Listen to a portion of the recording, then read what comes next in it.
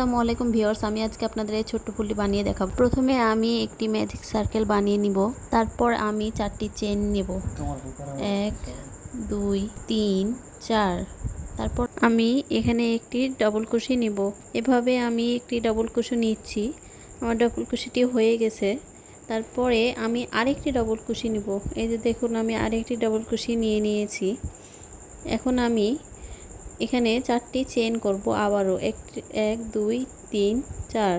আবার এখানে আমি একটি স্লিপ নট দিয়ে নেব। এখানে এখন আমার একটি পাতা তৈরি হয়ে গেছে।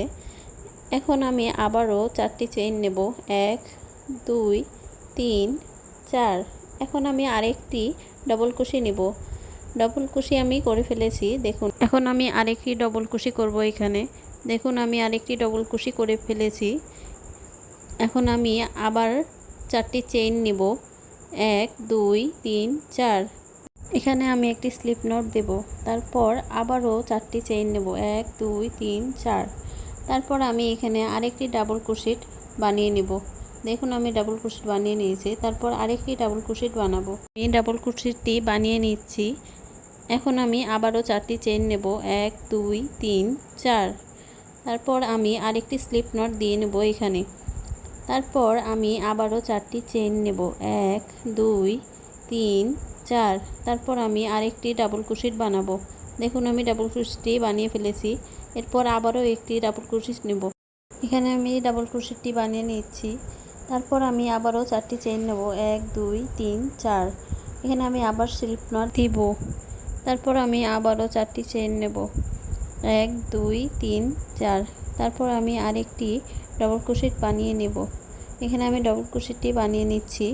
তারপর আমি আবারও একটি ডাবল ক্রোশেট বানাবো। এখানে আমি ডাবল ক্রোশেটটি বানিয়ে নিলাম। তারপর আমি আরেকটি ডাবল ক্রোশেট বানাবো।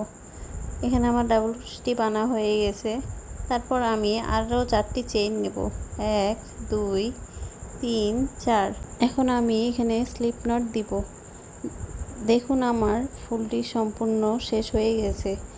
এখন আমি এখানে একটি চেইন নিয়ে সুতাটি কেটে দেব।